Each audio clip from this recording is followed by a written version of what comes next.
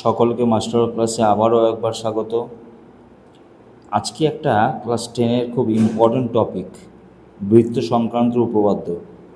এটা অ্যাকচুয়াল সব থিওরেম ও উপপাদ্য আছে যেটা আমাদের হাতে কলমে প্রমাণ করতে হয়, বাট আজকে আমরা অন্য মুডে আছি। আজকে আমরা অঙ্ক করব না, আজকে আমরা কোনো কিছু লিখে করব না।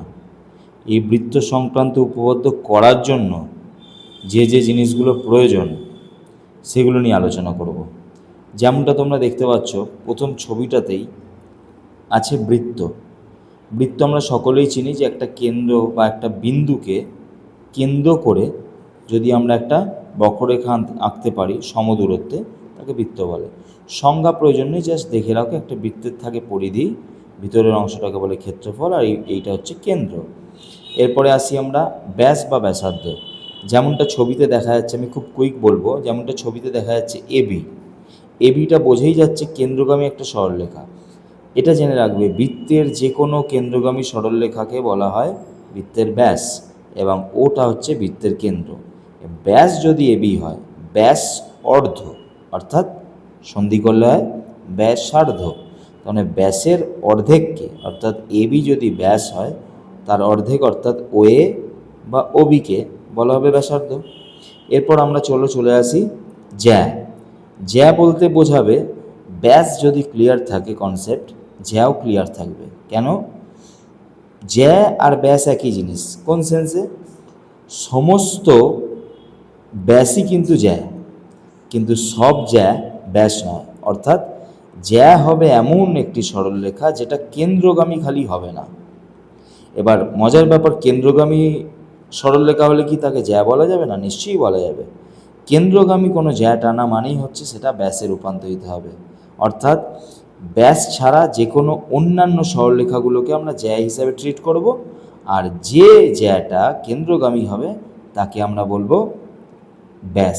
তো চলো এবার আমরা আবার পরের পাতায় চলে এসেছি। দেখো প্রথমেই যে জিনিসটা দেওয়া আছে সেটা হচ্ছে বৃত্তাংশ। আবারও সন্ধি বিচ্ছেদ যদি তুমি করো তাহলে এর নামেই বোঝা যায় বৃত্তের অংশ। এই যে গোটা একটা বৃত্ত, তার দেখো এই মুহূর্তে আমরা দুটো ভাগ করেছি একটা জ্যায়ের দ্বারা। ওপরের যে অংশটা তাকে বলা হচ্ছে উপবৃত্তাংশ, আর নিচের যে সাদা অংশটা তাকে বলা হচ্ছে অধিবৃত্তাংশ। এই উপ আর অধি কথার মানেটা কি? উপ মানে হচ্ছে ছোট, যার ক্ষেত্রফল কম, আর অধি মানে হচ্ছে ক্ষেত্রফল বড়, অর্থাৎ সাদা অংশ। এই উপ আর অধি কথাটা মাথায় রাখবে, এর পরবর্তী জায়গাতেও আমাদের কাজে লাগবে, যেটা হচ্ছে চাপ। চাপ মানে আমাদের এই যে বৃত্তের পরিধি আছে, বৃত্তের পরিধিটা এইটা হচ্ছে বৃত্তের পরিধি, যার আমি যদি পরিধির ওপর যে কোনো তিনটে বিন্দু নিই, বলা ভালো যে কোনো তিনটে বিন্দু নিই যেদিকে খুশি, তাহলে ওই যে এ সি বি, এই যে একটা বৃত্ত চাপ সৃষ্টি হলো, এইটাকে বলা হবে উপচাপ, কারণ এটা ছোট। আর এই দিক দিয়েও যদি আমরা একটা বিন্দু নিই যেমন ডি, তাহলে এই যে এডিপিটা উৎপন্ন হয়েছে এটাকে বলবো আমরা খুব স্বাভাবিকভাবে অধিচাপ, কারণ বড়। এবার আসি আমরা অর্ধবৃত্তে। অর্ধবৃত্ত মানে খুব সোজা বৃত্তের অর্ধেক, এ বলার কিছু নেই। বৃত্তকলা এটা খুব ইম্পর্টেন্ট, এটা অনেক সময় অবজেক্টিভে আমাদের কাজে লাগে। যেমন একটা তরমুজ যদি থাকে, তরমুজটা ঠিকঠাক মিষ্টি কিনা আমরা যখন দোকানে কিনতে যাই তখন আমরা সবসময় কেটে দেখে নিই, এবং এই তরমুজের ফালিতে কাটার মতো করে যদি যে অংশটা থাকে এই অংশটাই কেটে বের করে আমাদের দোকানদার দেখিয়ে দেয়, বলে লাল আছে মানে মিষ্টি হবে। অথবা কোনো বার্থডেতে যখন আমরা পুরো কেকটার একটা অংশ টুকরো কেটে নিই তখন তাকে বলে কিন্তু বৃত্তের ক্ষেত্রে তাকে বলে বৃত্তকলা। যেমন এই ছবিতে দেখা যাচ্ছে এওবি হচ্ছে একটি বৃত্তকলা, যে বৃত্তকলার কোণটা কিন্তু কেন্দ্রে উৎপন্ন হবে। মাথায় রাখতে হবে আমাদের বৃত্তচাপ যদি কেন্দ্রে কোনো কোণ উৎপন্ন করে সেই অংশটাকে বলা হয় বৃত্তকলা। এবার আসি যে ক্লাস 10-এ এই এত পর্যন্ত মোটামুটি অনেকেই আমরা হয়তো ছোট ক্লাসে জানি। ক্লাস 10-এ যে জিনিসগুলো লাগে সেটা হচ্ছে প্রথমেই কেন্দ্রস্থ কোণ। কেন্দ্রস্থ কোণ কথার মানে থেকেই বোঝা যাচ্ছে, দেখো যে কেন্দ্রে উৎপন্ন কোণ, অর্থাৎ এখানে দেখো এবি যদি একটা বৃত্তচাপ ধরি, এবি বৃত্তচাপটা কেন্দ্রে যে কোণ উৎপন্ন করেছে সেই কোণটাকে শুধু বলবো কেন্দ্রস্থ কোণ। তার মানে বৃত্তকলা আর কেন্দ্রস্থ কোণের মধ্যে খুব একটা তফাৎ নেই। বৃত্তকলা মানে হচ্ছে পুরো সীমাবদ্ধ অঞ্চলটা, এ ও বি যে দাগ টানা অঞ্চলটা, আর কেন্দ্রস্থ কোণ মানে হচ্ছে শুধুমাত্র AOB এই অ্যাঙ্গেলটা। সো কেন্দ্রস্থ কোণ মানে বৃত্তচাপ দ্বারা কেন্দ্রে উৎপন্ন কোণ। তো চলো এবার আমরা লাস্ট পেজে চলে এসেছি, যে পেজটার প্রথম টপিকটাই দেখতে পাচ্ছি পরিদিস্থ কোণ। পরিদিস্থ কোণটা মানেই হচ্ছে, দেখো নামেই বোঝা যাচ্ছে, আবারও পরিধিতে উৎপন্ন কোণ। যেমন এইখানে ACB যদি বৃত্তচাপ হয় তাহলে কিন্তু তার পরিদিস্থ কোণ হবে ADB।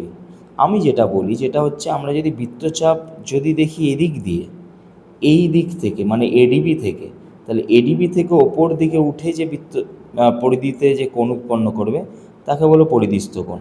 এখন আবার পরিদিস্থ কোণের জায়গায় অনেক সময় ইউজ করা হয় বৃত্তস্থ কোণ বলে। সো এখানে ACB আর ADB দুটোই কিন্তু পরিদিস্থ কোণ, কিন্তু আমরা যদি ACB বৃত্তচাপ বলি তাহলে ADBটা পরিদিস্থ কোণ, আবার যদি ADB বৃত্তচাপ বলি তাহলে ACBটা হচ্ছে পরিদিস্থ কোণ। এরপর এসে যাই আমরা বৃত্তাংশস্থ কোণের। বৃত্তাংশস্থ কোণ মানে যে কোণ উৎপন্ন করবে কোথায়, বৃত্তের পরিধির ওপরে, তাকে বলো বৃত্তাংশস্থ কোণ। ছবিতে দেখাই যাচ্ছে ACB। অর্ধবৃত্তস্থ কোণ। অর্ধবৃত্তস্থ কোণ কথার অর্থই হচ্ছে, একটা অর্ধবৃত্ত যদি থাকে তার কোণটা, তার কিন্তু তার ব্যাসটাই, সেই ব্যাসটা পরিধিতে যে কোণ উৎপন্ন করবে, অর্থাৎ এখানে ACB হলো আমাদের অর্ধবৃত্তস্থ কোণ।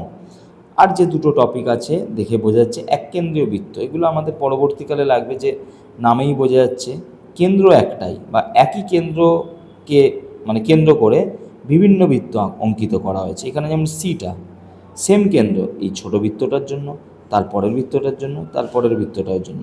সো কেন্দ্র একই কিন্তু বৃত্ত অনেক, তাকে বলে এককেন্দ্রীয় বৃত্ত। আর স্পর্শক, এটাও খুব ভাইটাল, এটা আমাদের কিছুক্ষণ পরে আছে, ক্লাস 10-এর কিছু চ্যাপ্টার পরে আছে। স্পর্শকের মধ্যে যেটা ইম্পর্টেন্ট সেটা দেখতে হয় যে স্পর্শক সবসময় একটা সরলরেখা, কিন্তু সে বৃত্তকে কখনো ছেদ করবে না, সে বৃত্তকে একটা বিন্দুতে জাস্ট টাচ করবে, মানে স্পর্শ করবে। যেমন এইখানে দেখা যাচ্ছে AB একটি সরলরেখা, কিন্তু এই বৃত্তটিকে AB জাস্ট P বিন্দুতে স্পর্শ করেছে। এই ABটাই যদি বৃত্তের ওপর দিয়ে টানা হতো তাহলে কিন্তু বৃত্তটাকে সে দুটো যে কোনো বিন্দুতে ছেদ করতো, ফলে তখন হয়ে যেত সেটা ছেদক, আর এই মুহূর্তে ABটাকে বলা হবে স্পর্শ। এই কয়েকটা টপিক, যে কটা টপিক নিয়ে আমি আলোচনা করলাম, সেগুলো কিন্তু আমাদের ক্লাস 10-এ বৃত্ত সংক্রান্ত উপপাদ্য করার জন্য খুবই জরুরি। তোমরা আবারও একবার ভিডিওটা ভালো করে খেয়াল করবে, পারলে নোট ডাউন করবে, ছবি এঁকে প্র্যাকটিস করবে, উপপাদ্য বুঝতে খুবই সুবিধা হবে। সবাই তাহলে প্র্যাকটিসে থেকো, ভালো থেকো।